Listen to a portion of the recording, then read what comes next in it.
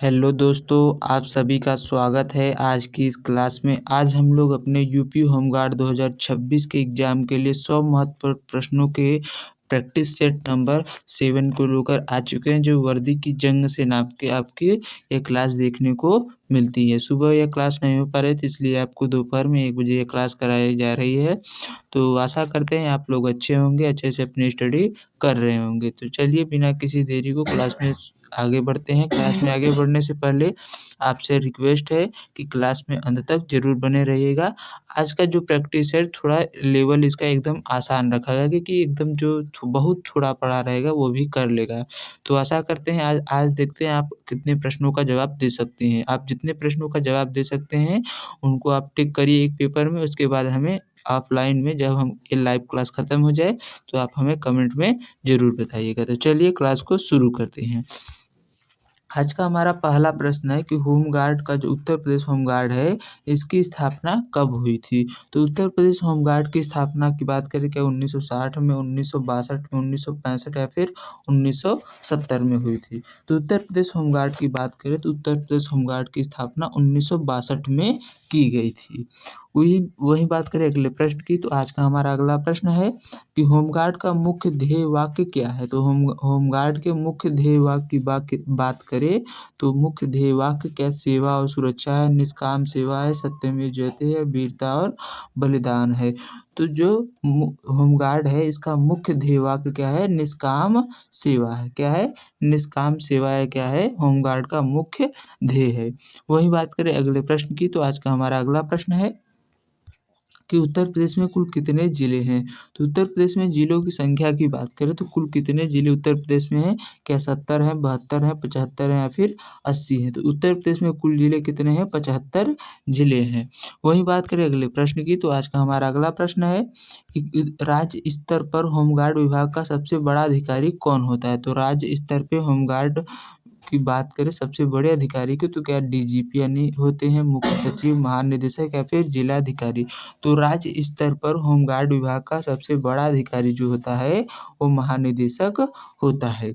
वही बात करें आज के अगले प्रश्न की, तो आज का हमारा अगला प्रश्न है कि उत्तर प्रदेश की राजधानी कहाँ पर स्थित है? तो उत्तर प्रदेश की राजधानी की बात करें तो क्या प्रयागराज है, लखनऊ है, कानपुर है या फिर वाराणसी है? तो उत्तर प्रदेश की राजधानी क्या है?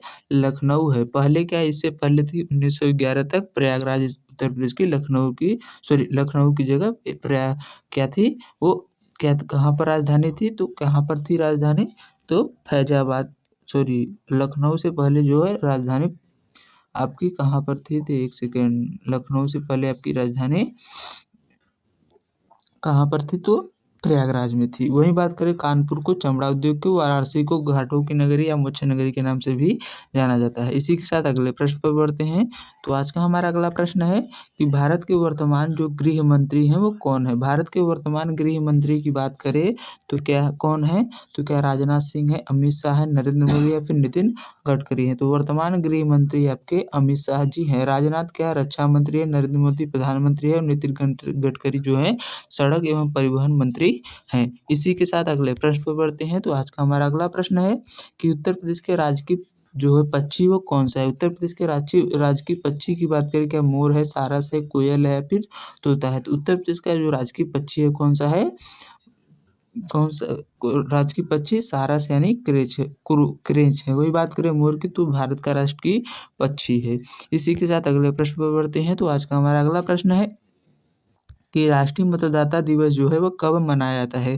तो राष्ट्रीय मतदाता दिवस की बात करें तो क्या 15 जनवरी को, 26 जनवरी को, 25 जनवरी को, फिर 15 अगस्त को मनाया जाता है? तो राष्ट्रीय मतदाता दिवस जो है 25 जनवरी को मनाया जाता है, क्योंकि इसी दिन 25 जनवरी को ही जो है भारत में जो है मतदाता के लिए स्वीकृति जो है संविधान जो 26 जनवरी को लागू हुआ था, 26 जनवरी 1950 को, और इसके लिए स्वीकृति जो है वो 25 जनवरी को ही दी गई थी। 15 जनवरी की बात करें तो इस दिन राष्ट्रीय थल सेना दिवस सेलिब्रेट किया जाता है। 26 जनवरी की बात करें तो गणतंत्र दिवस मनाया जाता है और 15 अगस्त को स्वतंत्रता दिवस मनाते हैं। इसी के साथ अगले प्रश्न पर बढ़ते हैं। तो आज का हमारा अगला प्रश्न है कि होमगार्ड स्वयंसेवकों की भर्ती के लिए न्यूनतम आयु कितनी हो या कितना होती है न्यूनतम आयु, क्या 15 वर्ष, 18 वर्ष, 21 या 25 वर्ष। तो होमगार्ड स्वयंसेवकों के लिए न्यूनतम आयु की बात करें तो 18 वर्ष जो है न्यूनतम आयु होती है। वहीं बात करें अगले प्रश्न की, तो आज का हमारा अगला प्रश्न है कि आनंद मठ के लेखक कौन है। आनंद मठ जो पुस्तक है इसके लेखक की बात करें तो इसके लेखक कौन है, तो आनंद मठ पुस्तक तो आनंद मठ जो पुस्तक है आपकी, आनंद मठ पुस्तक के लेखक क्या रविंद्रनाथ टैगोर हैं, बंकिम चंद्र चट्टोपाध्याय हैं, मुंशी प्रेमचंद है या फिर महादेवी वर्मा है। तो आनंद मठ पुस्तक की बात करें तो आनंद मठ पुस्तक जो है वो इसके लेखक कौन है, तो आनंद मठ पुस्तक के लेखक बंकिम चंद्र चट्टोपाध्याय जी हैं। कौन है, बंकिम चंद्र चट्टोपाध्याय आनंद मठ पुस्तक के लेखक हैं। इसी के साथ अगले प्रश्न पर पढ़ते हैं। तो अगला प्रश्न हमारा है, अगला प्रश्न हमारा है कि उत्तर प्रदेश के वर्तमान मुख्यमंत्री कौन है। तो उत्तर प्रदेश के वर्तमान मुख्यमंत्री की बात करें तो उत्तर प्रदेश के जो एक सेकेंड उत्तर प्रदेश के वर्तमान मुख्यमंत्री की बात करें तो उत्तर प्रदेश के वर्तमान मुख्यमंत्री अखिलेश यादव हैं, योगी आदित्यनाथ हैं, मायावती हैं या फिर केशव प्रसाद मौर्य हैं। तो उत्तर प्रदेश के वर्तमान मुख्यमंत्री योगी आदित्यनाथ हैं, उप मुख्यमंत्री केशव प्रसाद मौर्य हैं, पूर्व मुख्यमंत्री अखिलेश यादव, मायावती हैं। मायावती सर्वाधिक बार मुख्यमंत्री के पद पर रही हैं। वही बात करें अगले प्रश्न की, तो अगला प्रश्न हमारा है कि विश्व पर्यावरण दिवस जो है वह कब मनाया जाता है। तो विश्व पर्यावरण दिवस की बात करें तो क्या यह विश्व पर्यावरण दिवस 5 जून, 2 अक्टूबर, 14 नवंबर या फिर 10 दिसंबर को सेलिब्रेट किया जाता है। तो विश्व पर्यावरण दिवस की बात करें तो यह 5 जून को विश्व पर्यावरण दिवस जो है सेलिब्रेट किया जाता है। 2 अक्टूबर को अहिंसा दिवस और गांधी जयंती मनाई जाती है। 10 दिसंबर की बात करें तो 10 दिसंबर को क्या मनाया जाता है, आप लोग कमेंट में बताइएगा। अगले प्रश्न पर बढ़ते हैं। तो आज का हमारा अगला प्रश्न है, एक सेकेंड, अगला प्रश्न हमारा है अगला प्रश्न है कि भारतीय संविधान जो है वो कब लागू हुआ था।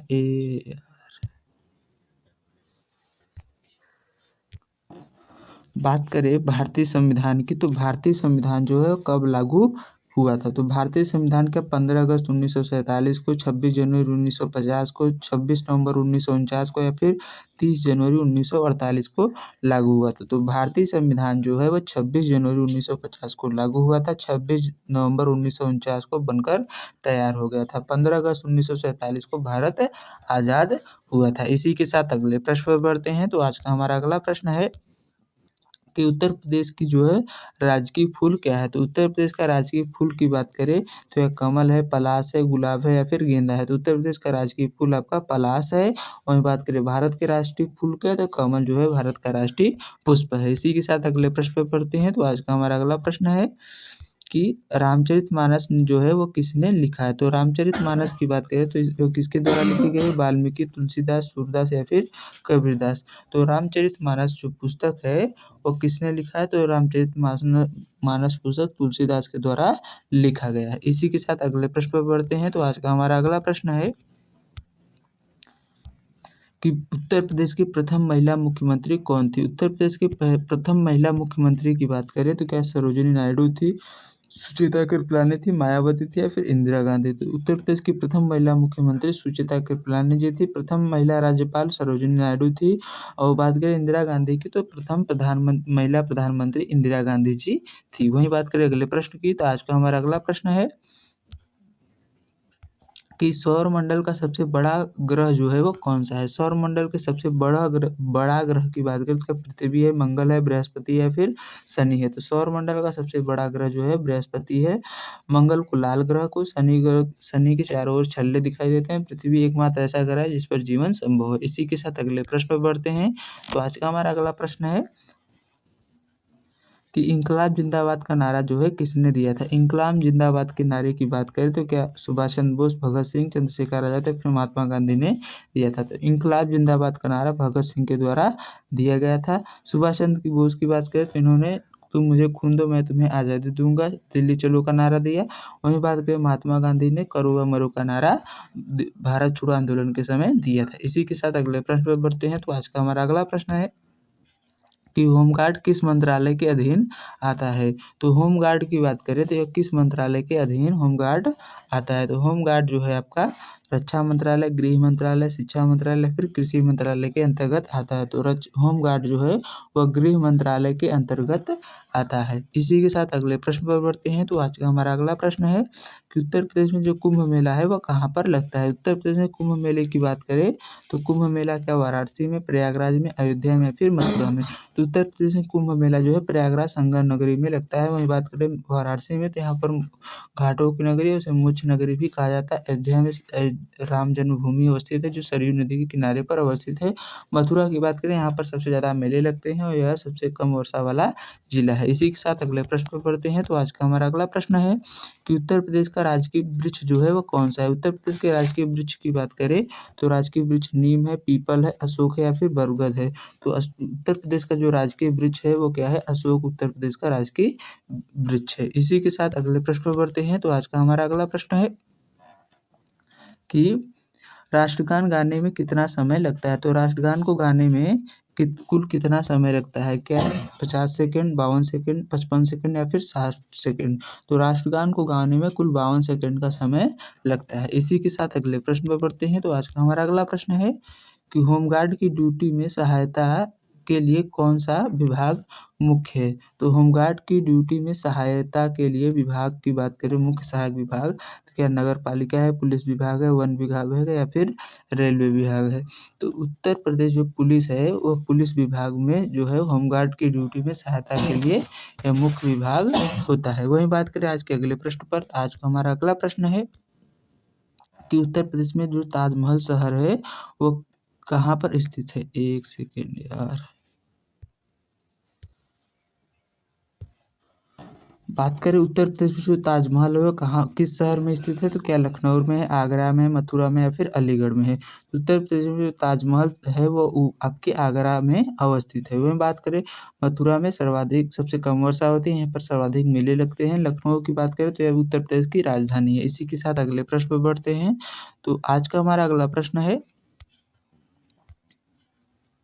कि भारत का सबसे बड़ा राज्य क्षेत्रफल की दृष्टि से कौन सा है। भारत के सबसे बड़े राज्य की बात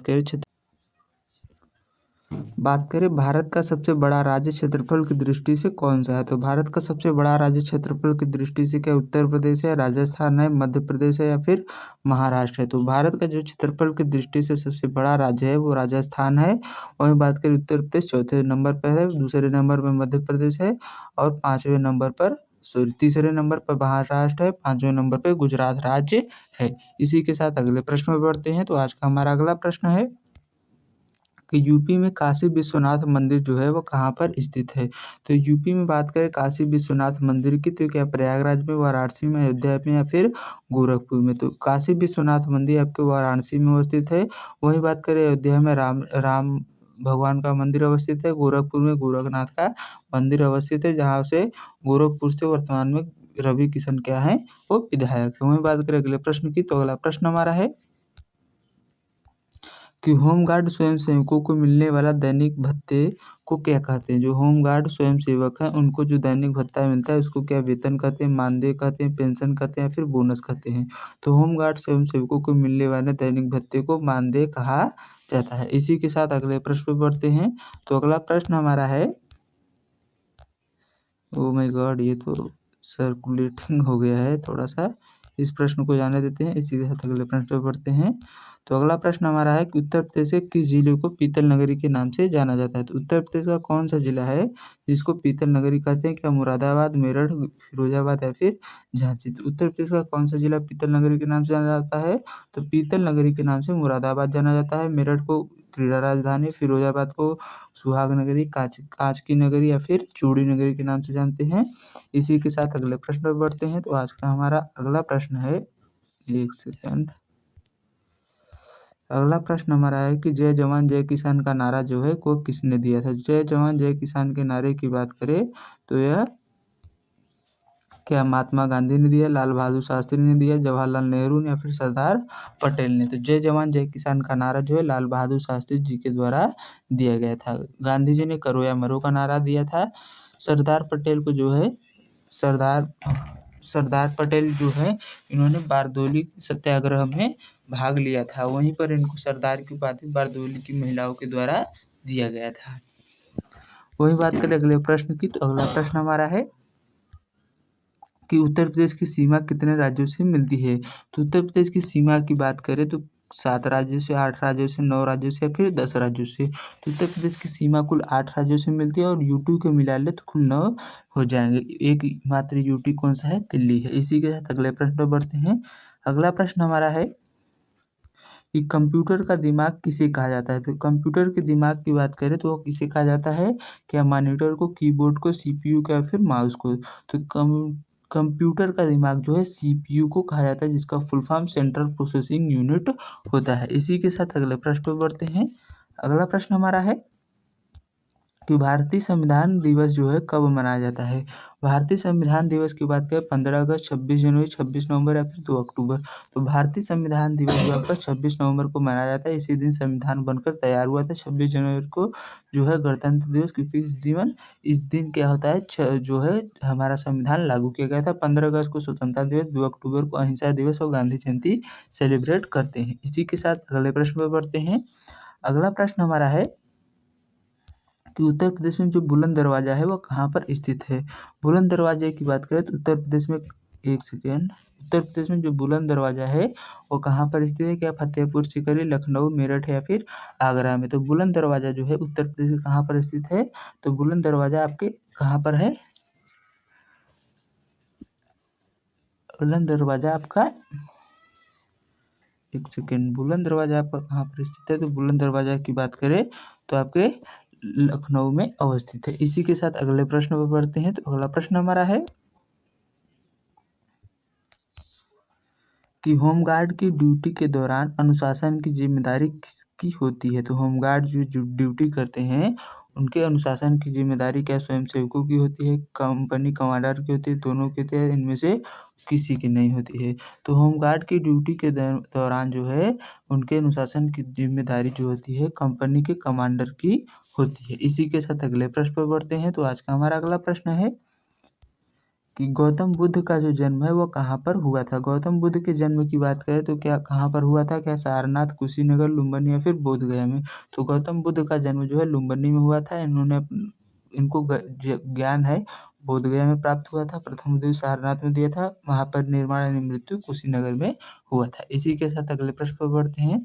तो आज का हमारा अगला प्रश्न है कि यूपी की सबसे बड़ी नदी कौन सी है। तो यूपी की सबसे बड़ी नदी की बात करें तो यूपी की सबसे बड़ी नदी क्या गोमती है, यमुना है, गंगा या फिर केन नदी है। तो यूपी की सबसे बड़ी नदी जो है वो कौन सी है, यमुना नदी जो है यूपी की सबसे बड़ी नदी है। इसी के साथ अगले प्रश्न पर बढ़ते हैं। तो आज का हमारा अगला प्रश्न है, यूपी की सबसे बड़ी नदी गंगा ही होगी, यमुना नहीं होगी। यमुना यूपी की सबसे बड़ी सहायक नदी में से होगी। तो यूपी की सबसे बड़ी नदी गंगा नदी है, यमुना इसकी सबसे बड़ी सहायक नदी है। वही बात करें अगले प्रश्न की। तो अगला प्रश्न हमारा है कि चौरी चौरा कांड जो है किस जिले में हुआ था। चौरी चौरा कांड की बात करें तो उत्तर प्रदेश के किस जिले में चौरी चौरा घटना जो है वो घटी थी। तो क्या देवरिया में, गोरखपुर में, कुशीनगर या फिर महाराजगंज में। चौरी चौरा घटना जो है उत्तर प्रदेश के किस जिले में हुई थी, चौरी चौरा घटना जो है वो कहाँ पर हुई थी, गोरखपुर जिले में हुआ था। इसी के साथ अगले प्रश्न पर बढ़ते हैं। तो आज का हमारा अगला प्रश्न है कि भारत में वोटर आईडी के लिए न्यूनतम आयु सीमा क्या है। तो वोटर आईडी के लिए 16 वर्ष, 18 वर्ष, 21 वर्ष या फिर 25 वर्ष। तो वोटर आईडी के लिए जो न्यूनतम आयु सीमा है वो 18 वर्ष होती है। वही बात करें आप जब चुनाव लड़ते हैं तो 21 वर्ष जो शुरुआती कोई भी चुनाव शुरुआत क्या है, 21 वर्ष। 21 वर्ष ग्राम प्रधान, उसके बाद 25 वर्ष से लोकसभा और जो विधानसभा है इसका चुनाव लड़ सकते हैं। 30 वर्ष पे आप जो है राज्यसभा का चुनाव लड़ सकते हैं। इसी के साथ अगले प्रश्न पर बढ़ते हैं। तो आज का हमारा अगला प्रश्न है कि उत्तर प्रदेश में दुधवा नेशनल पार्क जो है वो किस जिले में स्थित है। तो उत्तर प्रदेश में दुधवा नेशनल पार्क की बात करें तो क्या लखीमपुर खीरी में है, पीलीभीत में, बहराइच में या फिर सीतापुर में। तो उत्तर प्रदेश में दुधवा नेशनल पार्क आपका लखीमपुर खीरी में अवस्थित है। इसी के साथ अगले प्रश्न पर बढ़ते हैं। तो अगला प्रश्न हमारा है कि यूपी का सबसे सबसे अधिक जनसंख्या वाला ज़िला कौन सा है? तो उत्तर प्रदेश का सबसे अधिक जनसंख्या वाले ज़िले की बात करें, क्या लखनऊ है, प्रयागराज है, कानपुर है या फिर वाराणसी है? सर्वाधिक जनसंख्या वाला जो है वो प्रयागराज डिस्ट्रिक्ट है। वहीं बात करें वाराणसी की, तो वाराणसी में सबसे ज़्यादा विश्वविद्यालय देखने को मिलते हैं, जो 3 विश्वविद्यालय हैं। बीएचयू है, महात्मा गांधी काशी काशी विद्यापीठ विश्वविद्यालय है और डॉक्टर संपूर्णानंद संस्कृत विश्वविद्यालय भी है। वहीं बात करें अगले प्रश्न की, तो आज का हमारा अगला प्रश्न है कि भारत का राष्ट्रीय खेल कौन सा है? तो भारत के राष्ट्रीय खेल की बात करें तो यह क्रिकेट है, हॉकी है, फुटबॉल है या फिर कबड्डी है? तो भारत का राष्ट्रीय खेल आपका हॉकी है। वहीं बात करें अगले प्रश्न की, तो आज का हमारा अगला प्रश्न है ये भी सत्यमेव जयते कहाँ से लिया गया था? तो मांडुक्य उपनिषद से सत्यमेव जयते शब्द लिया गया था। ये भी थोड़ा उल्टा हो गया है। चलिए अगले प्रश्न पर बढ़ते हैं। अगला प्रश्न हमारा है कि उत्तर प्रदेश में पंचायती राज व्यवस्था कब लागू की गई थी? तो उत्तर प्रदेश में जो पंचायती राज व्यवस्था है, क्या 1947 में, 1949 में, 1952 या फिर 1959 में? तो पंचायती राज व्यवस्था की बात करें तो उत्तर प्रदेश में पंचायती राज व्यवस्था जो है वो 1947 में लागू किया गया था। 1947 में लागू हुआ था। संविधान में इसको 1992 के 73वें कॉन्स्टिट्यूशनल अमेंडमेंट के द्वारा शुरू किया माने रखा गया था, संवैधानिक दर्जा दिया गया था। वहीं बात करें अगले प्रश्न की, तो आज का हमारा अगला प्रश्न है कि होमगार्ड में जो प्लाटून कमांडर का पद किस स्तर का होता है? तो होमगार्ड में प्लाटून कमांडर का जो पद होता है, क्या जिला स्तर, ब्लॉक या थाना स्तर, राज्य स्तर या फिर मंडल स्तर पर? तो होमगार्ड में जो प्लाटून कमांडर है, इनका पद जो होता है राज्य स्तर का होता है। किस स्तर का होता है? तो राज्य स्तर का प्लाटून कमांडर का जो है पद होता है। अगले प्रश्न पर बढ़ते हैं। तो आज का हमारा अगला प्रश्न है कि भारत का लौह पुरुष किसे कहा जाता है? तो भारत का लौह पुरुष जो है वह क्या है? भगत सिंह को, सरदार वल्लभ भाई पटेल को, महात्मा गांधी या फिर नेहरू को? तो लौह पुरुष का दर्जा सरदार वल्लभ भाई पटेल को कहते हैं। महात्मा गांधी की बात करें तो राष्ट्रपिता कहते हैं। नेहरू को चाचा जी कहा जाता है। वहीं बात करें अगले प्रश्न की, तो अगला प्रश्न हमारा है यूपी में जो सारनाथ है वो कहाँ पर स्थित है? तो यूपी में सारनाथ की बात करें तो प्रयागराज, वाराणसी, कुशीनगर या फिर अयोध्या? तो यूपी में सारनाथ आपके वाराणसी में, जहाँ पर महात्मा बुद्ध ने अपना पहला उपदेश दिया था, जिसे धर्मचक्र प्रवर्तन भी कहते हैं। वहीं बात करें प्रयागराज में संगम नगरी अवस्थित है। अयोध्या में बात करें राम जन्मभूमि है। वहीं बात करें अगले प्रश्न की, तो आज का हमारा अगला प्रश्न है कि ध्वनि की तीव्रता किसमें मापी जाती है? तो ध्वनि की तीव्रता मापने के लिए क्या किलोमीटर, मीटर या फिर डेसिबल या फिर सेकंड? ध्वनि की तीव्रता डेसिबल में मापी जाती है, किलोग्राम में द्रव्यमान, मीटर में दूरी और सेकंड में समय को मापते हैं। इसी के साथ अगले प्रश्न पर बढ़ते हैं। तो अगला प्रश्न हमारा है कि उत्तर प्रदेश के वर्तमान राज्यपाल कौन है? तो उत्तर प्रदेश के वर्तमान राज्यपाल की बात करें आनंदीबेन पटेल, राम नाईक, जगदीश धनखड़ या फिर कलराज मिश्र हैं। तो उत्तर प्रदेश के वर्तमान राज्यपाल की बात करें तो उत्तर प्रदेश के जो वर्तमान राज्यपाल हैं वो कौन है? तो उत्तर प्रदेश के वर्तमान राज्यपाल आनंदीबेन पटेल जी हैं। इसी के साथ अगले प्रश्न पर बढ़ते हैं। तो अगला प्रश्न हमारा है कि होमगार्ड का प्रशिक्षण केंद्र यूपी में कहाँ पर स्थित है? होमगार्ड प्रशिक्षण केंद्र जो है उत्तर प्रदेश में कहाँ पर है? क्या सीतापुर, लखनऊ, कानपुर या फिर मेरठ? उत्तर प्रदेश में होमगार्ड प्रशिक्षण केंद्र आपके लखनऊ में अवस्थित है। इसी के साथ अगले प्रश्न पर बढ़ते हैं। तो अगला प्रश्न हमारा है कि भारत की पहली महिला आईपीएस अधिकारी कौन थी? भारत की पहली महिला आईपीएस अधिकारी क्या सरोजिनी नायडू, किरण बेदी, मीरा कुमारी या फिर प्रतिभा पाटिल थी? तो प्रथम महिला आईपीएस अधिकारी किरण बेदी थी। सरोजिनी नायडू प्रथम राज्यपाल थी। वही बात करें मीरा कुमारी, तो मीरा कुमारी क्या थी? प्रथम जो है वो क्या थी? चीफ जस्टिस ऑफ इंडिया थी महिला। वहीं बात करें अगले प्रश्न की, तो अगला प्रश्न हमारा है कि गंगा और यमुना नदी का संगम कहाँ पर होता है? गंगा या यमुना नदी के संगम की बात करें कि वाराणसी, प्रयागराज, हरिद्वार या फिर कानपुर? तो गंगा यमुना का संगम जो है प्रयागराज में, यहीं पर सरस्वती नदी भी मिलती है। यहाँ पर ही महाकुंभ मेला देखने को लगता है। वहीं बात करें अगले प्रश्न की, तो आज का हमारा अगला प्रश्न है कि होमगार्ड स्वयंसेवकों का कार्यकाल सामान्यतः कितने वर्षों का होता है? तो होमगार्ड स्वयंसेवकों के कार्यकाल की बात करें तो होमगार्ड स्वयंसेवक जो हैं इनका कार्यकाल कितना होता है? तो कार्यकाल जो है इनका वो 3 वर्ष, 5 वर्ष, 10 वर्ष या निर्धारित नहीं है। तो होमगार्ड स्वयंसेवकों का जो है कार्यकाल जो होता है सामान्यतः कितने वर्षों का होता है? 5 वर्षों का, लेकिन वर्तमान में अब इनका कार्यकाल निर्धारित नहीं है। यानी ये लगभग जितने यूपी पुलिस में लोग कार्य करते हैं उतना होमगार्ड भी कार्यकाल इनका होने लगा है। वही बात करें अगले प्रश्न की, तो अगला प्रश्न हमारा है कि इनका कार्यकाल निर्धारित नहीं होता है। वही बात करें अगला प्रश्न हमारा है कि 1 एमबी में कितने केबी डाटा होता है। तो 1 एमबी में कितना केबी होता है, क्या 512 केबी, 1000 केबी, 1024 या फिर 2048। तो 1 एमबी में जो है 1024 केबी होता है। इसी के साथ अगले प्रश्न पर बढ़ते हैं। तो अगला प्रश्न हमारा है कि यूपी में अलीगढ़ किस लिए मशहूर है। तो यूपी में जो अलीगढ़ है वो किस लिए मशहूर है, क्या चूड़ी, ताले, पीतल या फिर कपड़े के लिए। तो यूपी में जो अलीगढ़ है वो तालों के लिए है, चूड़ी के लिए फिरोजाबाद, पीतल के लिए मुरादाबाद डिस्ट्रिक्ट प्रसिद्ध है। इसी के साथ अगले प्रश्न पर बढ़ते हैं। तो आज का हमारा अगला प्रश्न है कि सौर मंडल का सबसे छोटा ग्रह कौन सा है। तो सौर मंडल के सबसे छोटे ग्रह की बात करें तो सौर मंडल का सबसे छोटा ग्रह क्या है, शुक्र है, बुध है, मंगल है या फिर शनि है। सौर मंडल का सबसे छोटा ग्रह बुध है। शुक्र जो है सबसे गर्म ग्रह है। मंगल की बात करें इसे लाल ग्रह कहते हैं।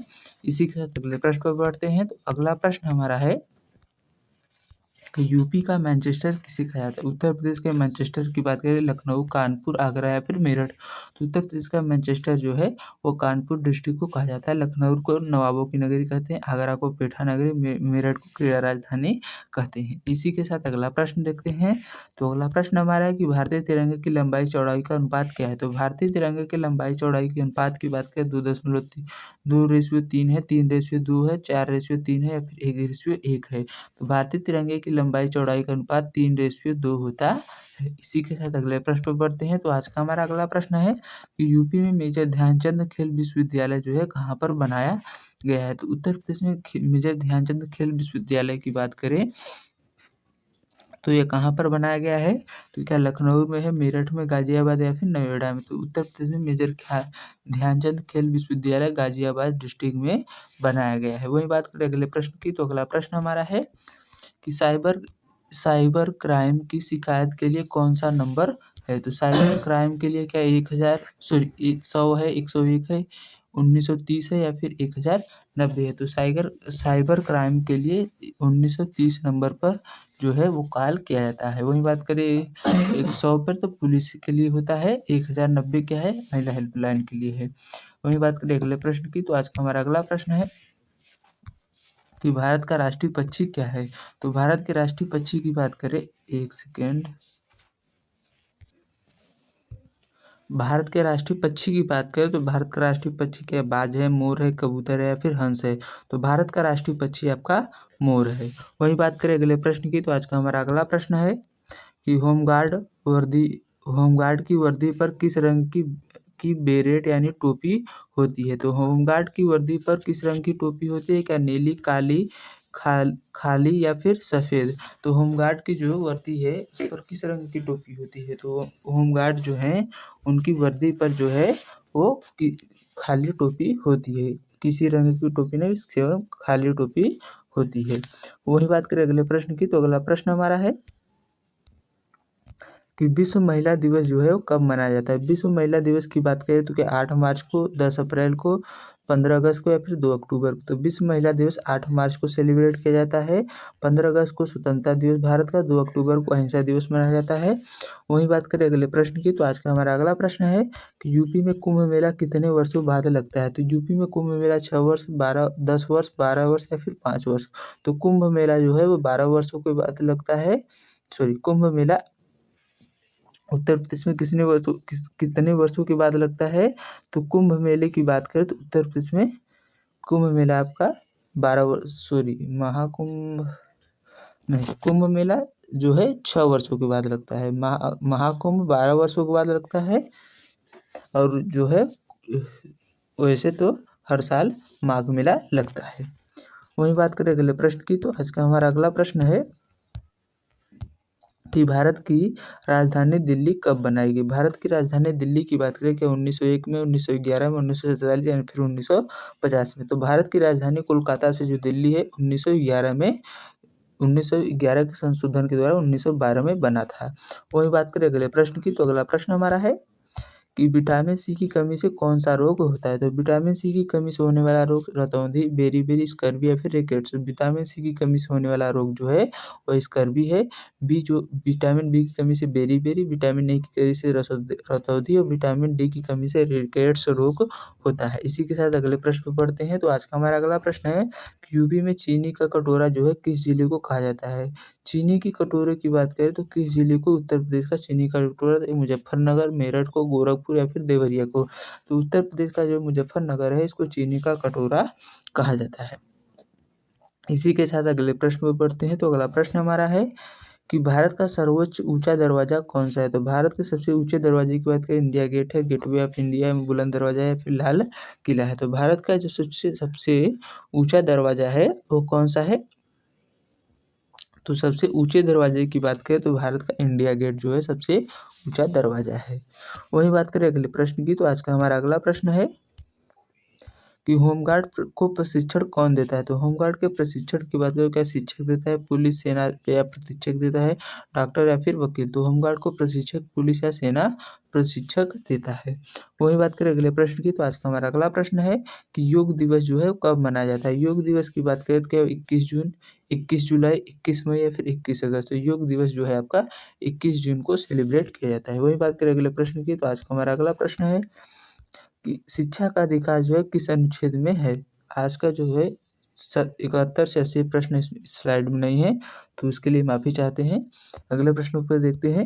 अगला प्रश्न हमारा है कि शिक्षा का अधिकार किस अनुच्छेद में है। तो क्या आर्टिकल 21A में है, 19 में है, 14 में या फिर 32 में है। तो शिक्षा का अधिकार जो है अनुच्छेद 21A में रखा गया है। 19 में बात करें तो 19 में क्या है, समानता का, स्वतंत्रता के अधिकार की बात की गई है। 14 में क्या है, समानता है। 32 में क्या है, संवैधानिक उपचारों की बात किया गया है। वही बात करें अगले प्रश्न की। तो अगला प्रश्न हमारा है कि मनुष्य के शरीर में कुल कितनी हड्डी होती है। तो मनुष्य के शरीर में हड्डियों की संख्या बात करें 200, 206, 210 या फिर 250। तो मनुष्य के शरीर में 206 हड्डियाँ होती हैं और शिशुओं के शरीर में 300 हड्डी होती है, जो जुड़कर बाद में 206 हड्डी बन जाती है। वही बात करें अगले प्रश्न की। तो अगला प्रश्न हमारा है भारत का सबसे ऊंचा बांध कौन सा है। तो भारत का सबसे ऊंचे बांध की बात करें तो भाखड़ा नंगल है, टिहरी है, हीराकुंड या फिर सरदार सरोवर है। तो भारत के सबसे ऊंचे बांध की बात करें तो टिहरी बांध जो है वो भारत का सबसे ऊंचा बांध कौन सा है। तो टिहरी बांध आपका भारत का सबसे ऊंचा बांध है। वही बात करें अगले प्रश्न की। तो अगला प्रश्न हमारा है कि यूपी में गोरखनाथ मंदिर जो है वह कहाँ पर स्थित है। गोरखनाथ मंदिर की बात करें तो गोरखपुर, लखनऊ, बस्ती या फिर मऊ में है। तो उत्तर प्रदेश में गोरखनाथ मंदिर आपके गोरखपुर में अवस्थित है। कहाँ पर अवस्थित है, गोरखपुर में। इसी के साथ अगले प्रश्न पर बढ़ते हैं। तो अगला प्रश्न हमारा है कि होमगार्ड भर्ती के दौड़ में कितनी होती है। होमगार्ड जो भर्ती है इसमें दौड़ क्या 1.5 किलो, 2.5 किलो, 5 किलोमीटर या फिर नियम अनुसार। तो होमगार्ड जो भर्ती है इसमें जो दौड़ होती है नियम के अनुसार 4.8 किलोमीटर होती है। कितना, 4.8 किलोमीटर और कितने समय में, तो 28 मिनट में होती है।